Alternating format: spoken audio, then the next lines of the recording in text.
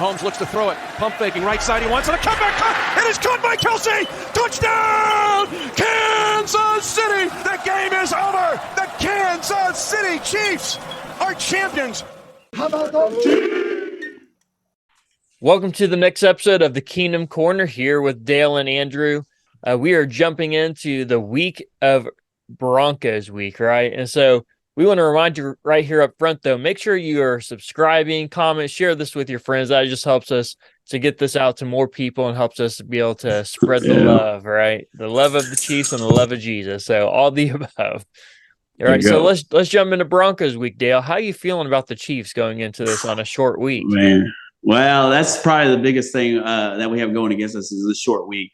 Short week on the Broncos, division rival. So I don't know if they're a rival anymore. We beat them pretty handily here the last couple of years. But they are a rival, and so they are in our division. So these games are bigger for everybody, for Broncos and for Chiefs fans. And so we want to win our division. That's what Andy Reid says all the time in press conference.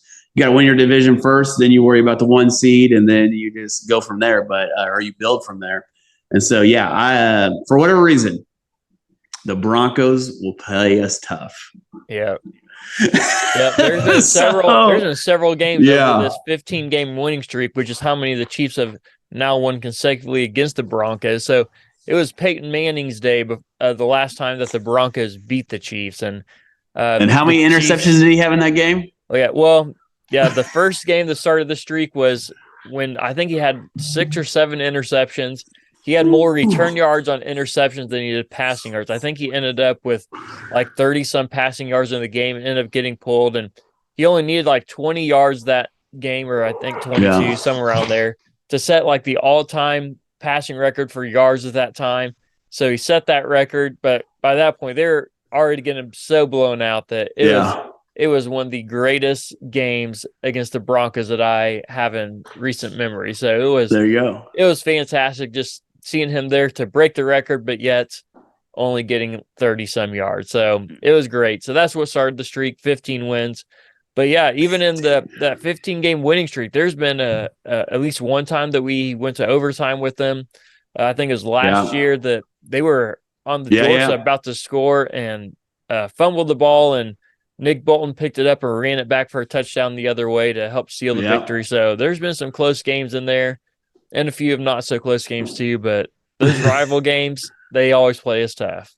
Yes. And so they're at Arrowhead, correct? Yes. Yep. They're playing this Thursday night at Arrowhead, 7:20 kickoff. So first game of week 6 going in here. And so we'll be interested to see how that goes. And like always, on that short week, that's always a thing to watch out for, is especially with some of these injuries like Travis Kelce hurting his ankle, right? How quickly can he respond? So let's jump into that first. How likely do you think it is that Travis Kelce plays this Thursday? Yeah, I feel like we have not gotten a lot of information about his ankle. If it was like, are we for sure it's a low ankle sprain or a high ankle sprain? I think that depends greatly on it. And then another thing is, it's a long season. I think I would always want to – obviously we want to see Travis Kelce out there making plays, and for your sake, right? For all our sakes, to see him score touchdowns against the Broncos and continue that going up. And but I think hopefully they'll err on the side of caution, kind of like the Detroit game. We're like, hey, it's a long season. Let's get you healthy. Let's get you moving around a little bit better. But we have no idea how that ankle's doing or not doing. And hopefully we'll get some more information here in the next couple of days before the game. So, all right, I'm going to hold you to my question. How likely do you think it is that he's going to play? Give me a percentage or something. I'll give you a percentage. What do you think? I think you said right. I think it is a divisional game. Him coming back into the game was a big deal, and it didn't look like. He was a little giddy or a little ginger on that ankle. So I'm going to give you a 75% chance he plays. Yeah. That's about all I can do. Right. And, a lot of people might look at that and say, well, he came back in that game and played that, that same game he got hurt in. But we have to also keep in mind that a lot of times after those games, the swelling goes up more. And so you can get on that plane. Yeah, getting on the plane. Yeah, exactly. So there could be a lot that goes into, into this game that would help him to play or not play. So just because he played and finished out the game last week does not mean he'll even be available for this week. But hopefully he will be. That adds a lot to our offense. Even if he's not 100%, just opening up lanes for other guys is huge. Yeah, definitely. And I think like just the attention being put on him is a big deal. So yeah, even he can go out there and be a decoy. I think that'd be a benefit for the Chiefs as well. Yep. Well, let's jump into this game a little more. Let's look at some of the numbers here. The Chiefs offense is number 7 in the league. They're number 7 in passing, 12 in rushing, number 9 in scoring, averaging a little over 25 points a game. And they're first and third down conversion, converting 51.5% of all third downs. So that is some good numbers there. On the flip side, the Broncos offense, they're number 16 in the league, 13 in passing, 19 in rushing, 10 in scoring, averaging just a little over 24 points a game. And they're 15th in third down conversions, converting a little over 39% of those. Yeah. So about middle of the pack for the Broncos offense there. On the defensive side of the ball, the Chiefs defense still top 10 defense. They're number 9 right now, number 13 in passing, number 11 in rushing, number 5 in scoring, holding opponents to 16 points a game. And they're 9th in third down conversions, holding their opponents to 35.4% third down conversion rate. So that is pretty good. Yes, it is. The flip side, the Broncos defense has always been their strength for the past several years. I don't know how long, 10 years or more now. The Broncos defense has been that. It is not so anymore. I think we can officially, wave the flag and say they are dead, right? So the Broncos defense that was elite is gone and it is no more. They are number 32 in defense right now. So last in the league, 29th in passing, 32 in rushing, 32 in scoring, giving up about 36 points a game. Keep in mind, there was a 70-point game against the Dolphins hung on them, so that does skew it a little bit. But of their 5 games, 3 of those games, they've allowed more than 30 points to their opponents. And they're 19th in third down conversions, allowing their opponents to convert about 40% of those. So those numbers, just looking at numbers, which doesn't always translate to the field, as we've talked about many times before, but those numbers look like they favor the Chiefs heavily.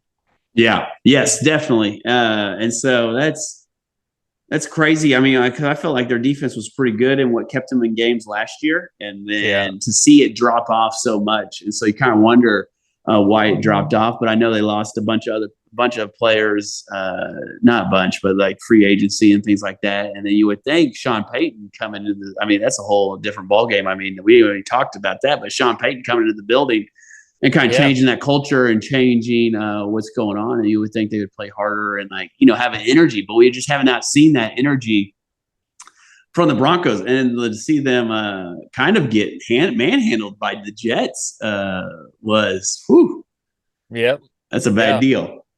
Yeah, they were in position to win that game and allowed them to come back. I believe they were up like 28-14 or something right around there, and just ended up winning, was it 32-28? So maybe 31-28, whatever it was, is somewhere close to that. And so it was a big deal to let them back in the game like that. But Sean Payton, I think he's a lot more of an offensive coach too. So maybe that's something to do with it too, where they're focusing more on offense, because their offense was struggling for so long, and now their offense at least is improving some. They're back to the middle of the pack instead of the back of the pack. Yeah. So, but here's another interesting stat for you. Russell Wilson has the longest time from the snap to the time he throws in the NFL. So he holds on to the ball longer than anybody. So that is something to look out for. That might help the Chiefs defense a lot, get some more pressure there. Yes, I think that was what we were facing last week with Kirk Cousins, is he was getting out so fast, and then he was doing play action, which we talked about on the podcast. But just holding those linebackers and holding the defensive linemen in position. But knowing that Russ is going to try to cook would be it's going to be it's a great thing. Like right? let's let Russ cook. Let him hold on that ball just a little long. Let Chris Jones, let Mike Dana, let George, the Greek freak there, get after him. Let our 97. Now, is this week 6? Do we get that 49ers guy? Is he back, or has he got one more week? No, he's out 6 weeks. So he'll be back the following week. Okay, all right, yeah. So that'll be like getting another piece of the puzzle put in. We'll see how that works out. But yeah, I think like letting Russ hold on the ball will be a great thing for our defense because I think our corners are fast enough and athletic enough to hang in there. Yeah, absolutely. So, what do the Chiefs have to do to win this game? What are some keys to this matchup? Yeah, I think the key is getting to Russ, right? Don't let him if he's going to hold on the ball, like make him pay for holding on to the ball. I think that would be a big key for us. And then I think continue for these wide receivers to continue to grow and continue to be trusted, especially if Travis Kelce doesn't play. That'd be a big thing where like, okay, we got who's going to step up. So that'll be a big watch once we find out if Travis Kelce is going to play or not. Is like, okay, who's going to step up and fill that role? So is it going to be Rashid Rice? Is it going to be Jay Watt? Is it going to be Sky Moore? I mean, Sky Moore hasn't had a big game yet.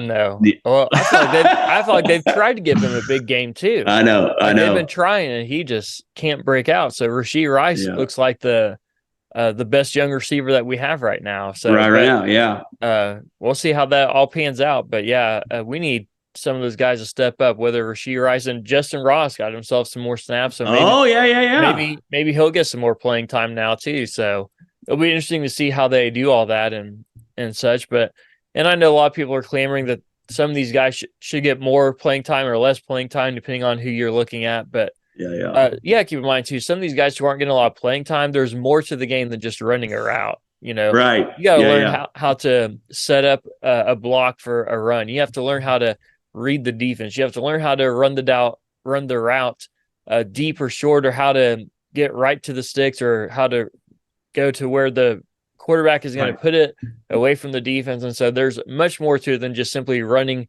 whatever the route is that's written down on the paper and finding the open spot. So and this is week 6. We don't know how everyone's feeling. Practice games, they could be dealing with injuries, and so that may be why. Tony, like I don't think he went back in after he kind of got tackled for a loss there. I don't remember him going back in, but just different things can happen and it can add up and build up, and so you don't know what's happening in that situation. So yeah, absolutely. So I think Russell Wilson is the key to their team right now. He's the one that's probably playing the best ball of anybody on their team, which last year you might not have ever thought that, or maybe even the year before, right? And so the fact that he is playing the way that he is right now is the person that we have to stop. And so I think that's the key of the matchup. And so even the matchup to watch right now, for me going into this game, you want to see that matchup between the defensive lineman and Russ Wilson. Right. I think that's what we have to watch is, can the defensive line start winning some more of these snaps and stuff.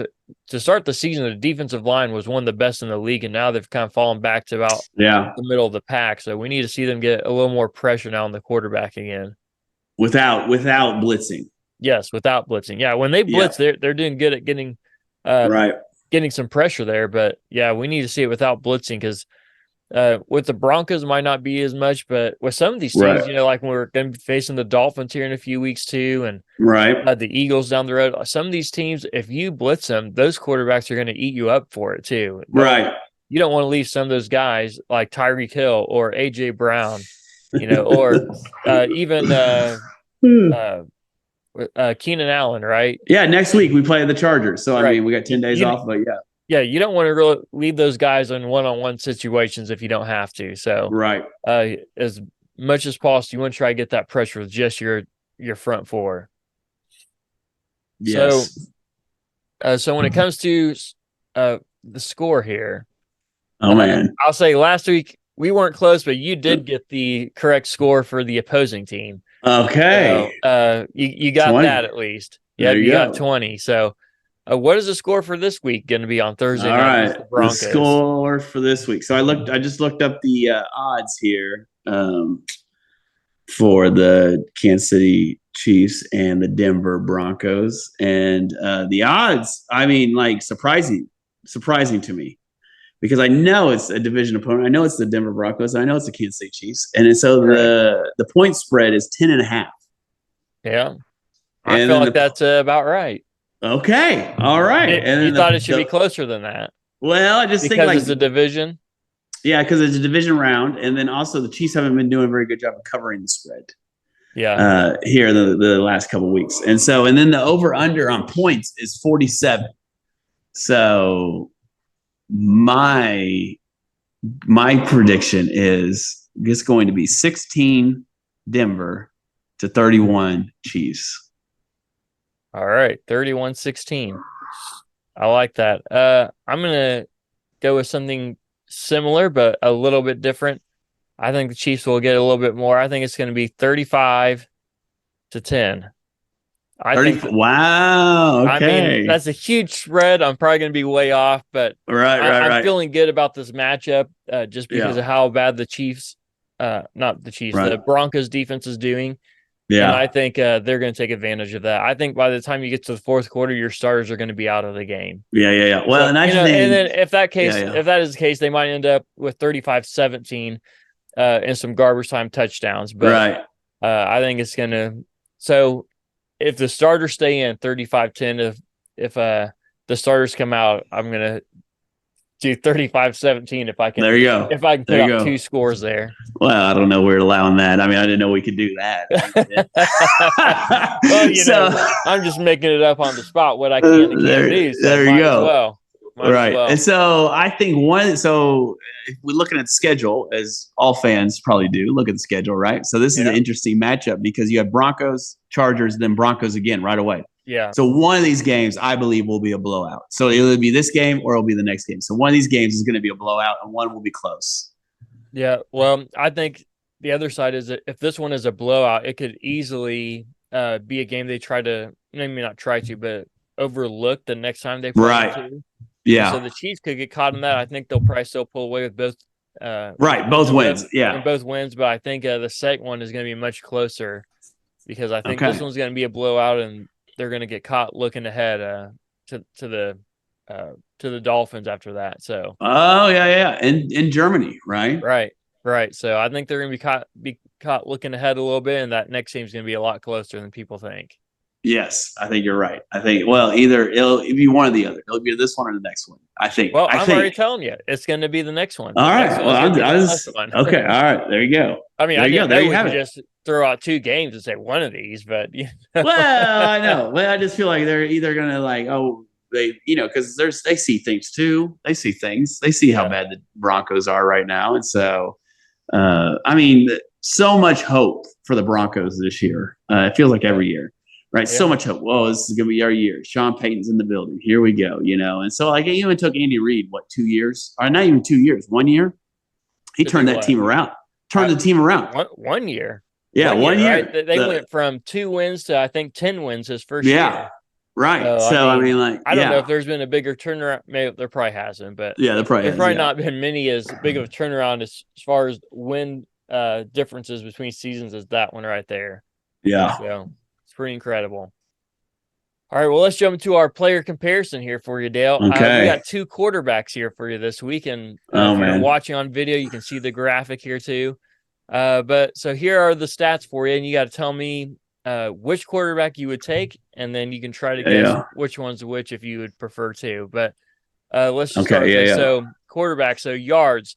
Quarterback A has 1287. Quarterback B has 1210. So touchdowns. Quarterback A has 10 touchdowns. Quarterback B has 11. Okay. All right. Completion percentage. Quarterback A has 66.8%. Quarterback B has 66.9. So almost the exact same there. Interceptions. Quarterback A has 4.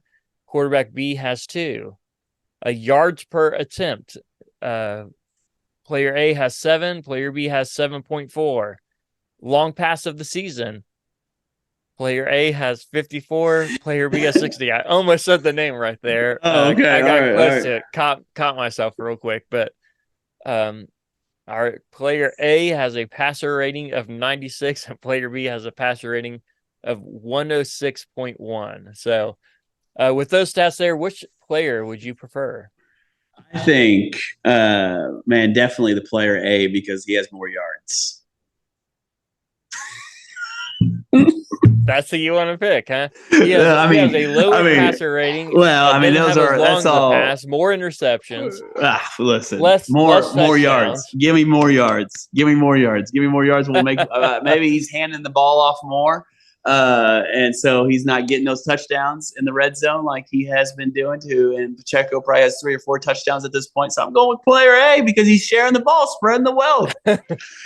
So player A is got to be Patrick Mahomes, and then player B is Russ Wilson. And you were trying to get me to pick Russ Wilson as I was not trying to get you to pick anybody. I was trying to give you the stats, but you are correct in who they are. Player A is Patrick Mahomes. There you go. Yeah.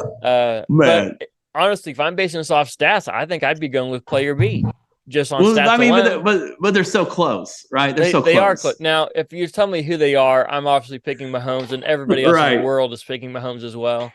But based on stats alone, it'd be easy to see why somebody would want to pick player B here, right? Right. All right. You bring these stats up next week when we're recording, and we'll see if we'll decide who we go pick from there. Okay. Well, listen here, bud. Listen here.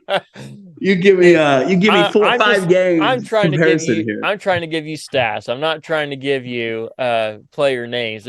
It's easy to look at some players and say, okay, well, some people bring things to the table that the stats can't measure, and that's what Patrick Mahomes does too. He brings things to the game that stats can't measure. So exactly. So we're just basing ourselves off stats here.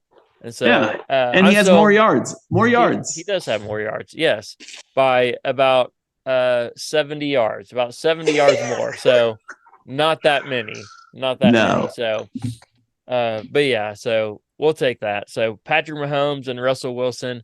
We're also taking Patrick Mahomes. Everybody in the world is taking Patrick Mahomes, but just based on stats, Russell Wilson is having a much better year than people might realize. Yeah. So maybe it's not Russ, and he's maybe not the problem. Yeah, I mean, it seems like Sean Payton might have turned him around. Maybe. They just can't get that defense to do anything. They're stuck with him for 6 more years. So good luck. Well, I mean, the offense is still scoring 24 points a game, which is pretty decent. That's number 10 scoring in the league. So, but what's the defense giving up? I was going to say the problem is the defense. They're 32 in the league, right? Yeah. So the problem, I don't think, is the offense. I think the problem is the defense. Yeah. So, all right.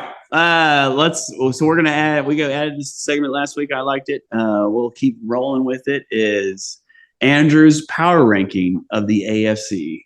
So NFC, we all know who the top 2 are, and we'll probably see them. But for the AFC, I think the door is wide open for what's happening, and so I think it's very fluid and it can change a lot. So who's your top 5 teams this week? Well, there's been a shakeup in the rankings, Dale. All right. Is in the rankings, and so there's been a few changes, maybe a few that are the same, but a lot of changes too. So my number 5 team in the AFC is the Buffalo Bills. So weren't they number 2? They were number 2. They've dropped to number 5, Dale, because they've not looked good the past couple weeks. And they've dropped now a game to the Jaguars as well. And, it was played overseas, so maybe that's something to it.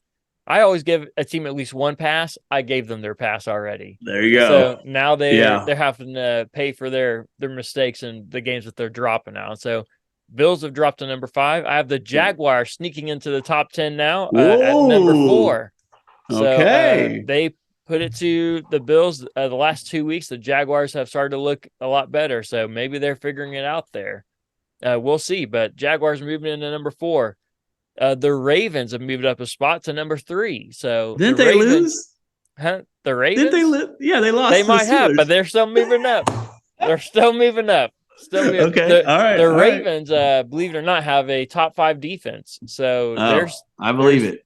They got the members there, the players there to make a good run, and so we'll see. As long as Lamar Jackson can stay healthy, they're gonna be a contender. So they move up to number 3. Miami moves up to the number 2 spot, pushing down, the Buffalo Bills here. So Dolphins are number 2. They still have one of, if not the best, explosive offenses in the NFL with Tyreek Hill and Jalen Waddle. And Even now, Raheem Mostert, they got so much speed on that team. It's hard to slow them down. Their big question is, as it has been for a while, is their defense, right? Can their defense stop people? It's a good thing they have a high-scoring offense because they might need it come the playoffs. And then the Chiefs are number one. I don't think it's very close right now. I'm not saying that the Chiefs couldn't be beat by any of these teams because they can be. But I think just as far as a rankings go, the Chiefs have the better balance between the defense and offense between all these teams. And so I think that gives them an edge over all these others. And they still have the greatest player in the NFL, and Patrick Mahomes. There you go. So now if we were doing a complete NFL rankings, the 49ers would be number one right now. They have would be number one. They would be. They would be number one. Yep. The 49ers would be number one. They have a top 3 defense and a top 3 offense. So until somebody shows that they can slow them down or do something with them, the 49ers are not looking like they're going to be slowed down by anybody right now, though. No. And I think I think the Chiefs and the 49ers are very comparable in the sense of they're complete at all 3 phases of the game, right? Special teams is excellent. They got 49ers got a great punter. Chiefs got a great punter. Both kickers are really good. And then you got the offensive. I think you give the nod to the 49ers just because of the playmakers, the multiple playmakers. So obviously you give the nod to the quarterback, to the Chiefs. And then it's just like, man, they got playmaker after playmaker. So I think you got Travis Kelce, and that's it on the offense, really, playmaking wise. And then you got, man, they just got so many weapons. So I'm shocked you moved the Ravens up. I'm shocked. I think I would have put the Colts. I think I would have put the Colts in there at number 5, and then just moved everybody up. They need to show me a little bit more here. Yeah, all right. The Jaguars snuck in there, so they're in there for now. These are fluid week to week, so we'll see if they continue to stay in there. But right now, they're number 4. So all right, and my favorite part is give us your bottom 3 AFC teams. All right, bottom 3. We're gonna go from worst up. So start from number 16, since there's 16 teams in the AFC, 16 to 14. So number 16, I got the Broncos. They just have the worst. They have the worst defense. They're giving up so many points. They're worst in allowing teams right now are rushing for 187 yards per game on the Broncos. Maybe we should have talked about Pacheco. Maybe Pacheco is going to have a big game this week. He honestly might, because they are not stopping the run at all. So that's big. They're worst in scoring. So when you give up and you're averaging teams to score 36 points on you, and I understand a team got 70 and that's maybe skew them a little bit, but either way, if you're allowing teams to average 36 points against you, it's hard for any team to beat that. Even if you have the number 1 offense in the league, if you're allowing teams to score 36, you're going to struggle to win games. So Broncos are coming in last. They're number 16. Number 15 are the Patriots. So the last 2 weeks they've been outscored. I think it's like 60-something to 3, right? Last week they got shut out. And 2 weeks ago when they got beat, was it like 30-3 or 32, whatever it was? They said that was the worst and most lopsided loss of Bill Belichick's coaching career. Boom. And now they have 2 in a row of that. So is the dynasty dead? Yes. Okay. I can clearly say it is dead right now. Now, I still think Bill Belichick's a good coach. I think they just don't have the players right now. No. Belichick needs a good quarterback to run his team. That's what because they're going to have a good defense, and the Patriots still have a decent defense right now. Right. The problem is their offense can't do anything. And so even when they're playing these games, they're in the game just simply because of their defense, but they can't pull it out because their offense can't put up points. And so until they get a quarterback, and I'm not saying Mac Jones isn't a good quarterback. He's a decent quarterback, but he's not going to be a quarterback that's going to win you any games. Right. Or like not many games, I should say. So Patriots are there at number 15.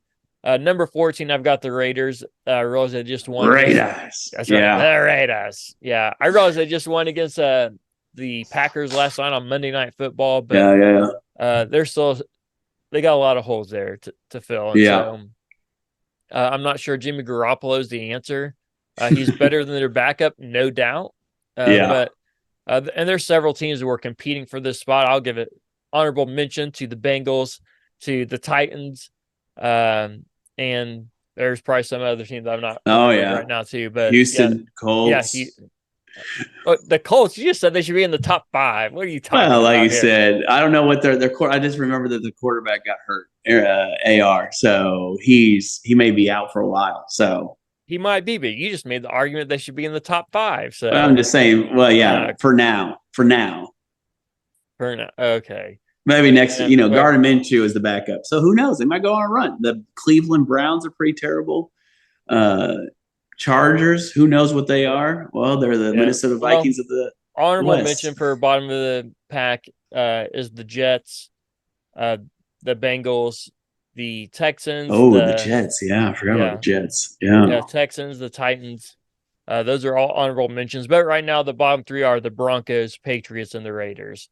Right. So those are the ones that are bringing up the bottom of the pack right now. So we'll see how they end up. But that's where we're standing right now. So we'll see how they do after I like that. 6. That's where we're standing. Where are we standing at? Yeah, I like that. All right, we'll go with that. Where are we standing at in the AFC? All right. That's right. Yeah, that's good, man. That's where we're at. Good. So, man, looking forward to the game this Thursday night against the Broncos. Thursday night game at home in Kansas City, Missouri, Arrowhead Stadium. Should be a good game on a short week, but luckily it's at home and not on the road. That helps us at least a little bit there. So thanks for joining us this episode. This episode is brought to you by Oh Hey Threads, where a portion of every purchase goes to support missions all over the world, one super soft tea at a time. We'll see you next time right here in the Kingdom Corner.